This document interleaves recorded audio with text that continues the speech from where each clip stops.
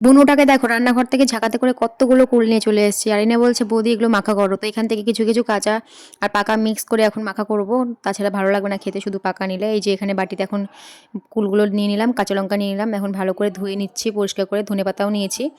তো এই যে ভালো করে ধোয়া হয়ে গেছে এখানে, এখন এগুলো ভালো করে চটকে নেব সবগুলো।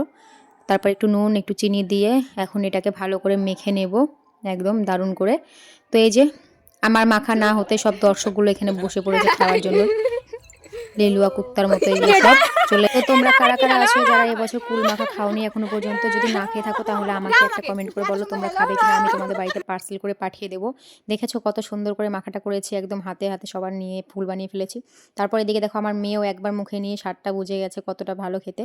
তাই দেখো ও বাটির মধ্যে মুখটা বারবার করে ঢুকিয়ে দিচ্ছে খাওয়ার জন্য, ওর খুবই স্বাদ লেগেছে এই মাখাটা। এই দেখো কেমন করছে বাটির মধ্যে মুখ ঢুকিয়ে। তো চলো টাটা।